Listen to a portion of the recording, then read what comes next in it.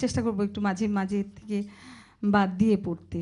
কবিতাটি আমি বীরাঙ্গনা বলছি, আমাদের ডক্টর নীলিমা ইব্রাহিমের। আমাকে মাফ করবেন, সময়ের স্বল্পতার জন্য আমরা হয়তো কিছু অংশ বাদ দিয়ে পড়ব। আসলে আমি কবিতাটি এই জন্যই পড়ছি যে এই কবিতাটিতে আমাদের সেই সময়ের চিত্রটা এমনভাবে ভেসে আসে যে কিভাবে নির্যাতিত হয়েছিল আমাদের বোনেরা। ভাইদের, মুক্তিযুদ্ধদের কথা তো আমরা সবসময় শুনি, সবভাবেই বলি, কিন্তু বীরাঙ্গনাদের কথা কিন্তু সেভাবে আমাদের বলা হয় না। তাই আমি চেষ্টা করছি এই কবিতার মাধ্যমে বলতে।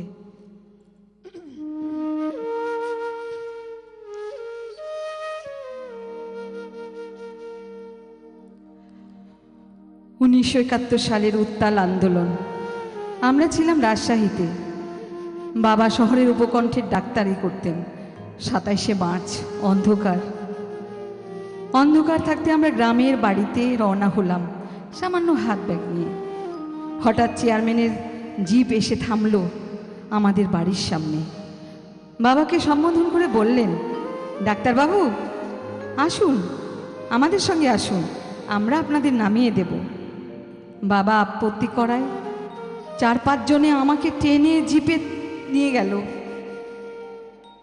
গাড়ি আমাকে নিয়ে ছুটল কোথায় জানি না। কিছুক্ষণ জ্ঞান হারিয়েছিল আমার। সচেতন হয়ে উঠতে বুঝলাম এটা থানা। সামনে বসা আর্মি অফিসার। বললাম, আমাকে আমার বাবা মার কাছে নিয়ে যান। আমাকে আমার বাবা মার কাছ থেকে এখানে আনা হয়েছে কেন? অফিসার হেসে উত্তর দিল, তোমার নিরাপত্তার জন্য। সন্ধ্যার কিছুক্ষণ পরে চেয়ারম্যান এলেন। সব কিছু জেনেও আমি ওর হাত পা জড়িয়ে ধরে বললাম, কাকা বাবু, আমাকে বাবা মার কাছে নিয়ে রেখে আসুন। আপনার মেয়ে সুলতানার সাথে আমি খেলাধুলা করেছি, স্কুলে পড়েছি। উনি গা ঝাড়া দিয়ে আমাকে দূরে সরিয়ে দিয়ে দ্রুত বেরিয়ে গেলেন।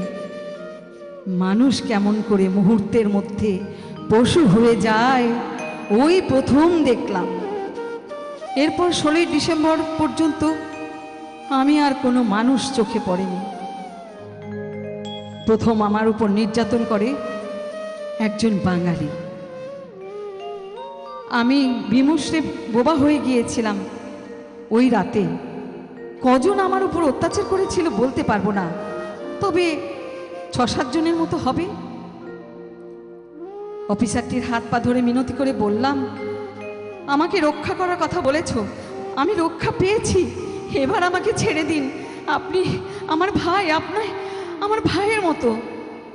অফিসারটি কতগুলো থুতু ছিটিয়ে দিয়ে বললেন, কি সব গালাগালি দিল আমাকে। আমি নিস্তব্ধ নিথর বসে রইলাম। মনে হচ্ছিল কেন আমি তার চরণে প্রথম অর্ঘ্য হলাম না, এটাই তার ক্ষোভ। আমি তো এখন জড় পদার্থ, অনুভূতিহীন যন্ত্রের মতো। যে যেখানে টেনে নিয়ে গেছে, যা অত্যাচার করেছে সব সয়ে গিয়েছি। সময় হলে দাঁত চেপে উচ্চারণ করেছি, জয় বাংলা, জয় বঙ্গবন্ধু। যদি কারো বোধগম্য হয় তাহলে কিছু থুতু আর লাথি আমার উপহার ছিল।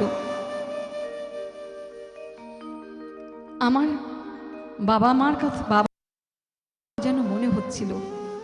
বাবা বলতেন, মা এবার কোন শাড়ি নিবি? আমি বলতাম, তুমি যা দেবে। আদরে মাথায় হাত রেখে বলতেন, মা আমার যে ঘরে যাবে সে ঘর শান্তি হয়ে উঠবে। বাবা, তুমি কি জানতে তোমার মেয়ে কোনো ঘরে যাবার জন্য জন্মায়নি? তার জন্মলগ্নে শনির দৃষ্টি ছিল। সে শত ঘরের ঘরণী, যাযাবর রমণী।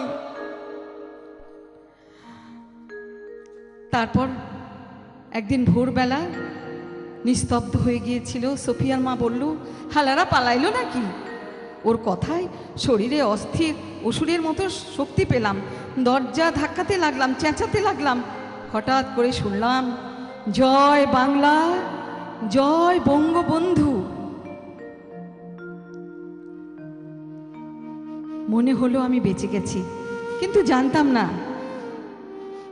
জানতাম না আরো কত মরণ আমার জন্য অপেক্ষা করছিল। একদিন আমরা সাত ছজন বঙ্গবন্ধুকে দেখতে গিয়েছিলাম। সেদিন আমাদের চোখের জলে বঙ্গবন্ধু বলেছিলেন, বঙ্গবন্ধুর বুকটা ভিজে গিয়েছিল, তিনি বলেছিলেন, তোরা আমার মা, জীবনের শ্রেষ্ঠ ধন তোরা স্বাধীনতার জন্য উৎসর্গ করেছিস, তোরা শ্রেষ্ঠ বীরাঙ্গনা, আমি আছি, তোদের চিন্তা কি।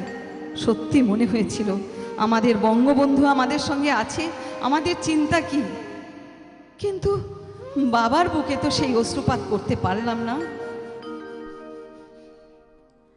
আস্তে করে কদিন পর বাবাকে শুধু বললাম, বাবা আমাকে বাড়ি নিয়ে যাবে? বাবা ইতস্তত করে বলল, না, যেতে পারবে না। আস্তে করে বাবার বাহুবন্ধন থেকে নিজেকে মুক্ত করে দিলাম। কদিন পর দাদা এলেন, দাদা কলকাতা থেকে শাড়ি নিয়ে এলেন। দাদা অবশ্য একটা কথা বলে গেলেন, যা বাবা মুখ ফুটে বলতে পারেননি, আমরা যে যখন পারবো তোর সঙ্গে দেখা করে যাব, তুই কিন্তু হুট করে বাড়ি যাবি না, চিঠিও লিখবি না। সরকার থেকে অনুদান পেয়েছি, তা দিয়ে ঘর বাড়ি মেরামত করেছি। হঠাৎ ঘুরে দাঁড়ালাম, ওর দিকে ফিরেও তাকাইনি। বাবা দাদাও কি তাহলে আমার সতীত্বের মাতৃত্বের দাম নিয়ে সরকারের কাছ থেকে টাকা নিয়েছে, বাড়ি মেরামত করেছে, উপরে ঘর তুলেছে? ওরা ও ঘরে থাকে কি করে? তারা নামের একটি মেয়ে 18 বছর যে বাড়ির ধূলিকণার সঙ্গে মিশেছিল, তারা কি অনুভব করে না? আমি তো কিছুই চাইনি, চেয়েছিলাম শুধু আমার নারীত্বের মর্যাদা, আমার প্রিয় জন্মভূমির বুকে একটু আশ্রয়। স্বদেশে আমার সত্যিকারের পরিচয় নেই। তারা ব্যানার্জি মরে গেছে, মৃত্যুর পর আমাকে কেউ বাংলাদেশে নেবার চেষ্টা করো না। জন্ম দিলেই জননী হওয়া যায় না, লালন পালন করলেই মা হওয়া যায়। আমাদের শেষ করতে হচ্ছে, আমি লাস্টের 4 লাইন বলেই শেষ করছি।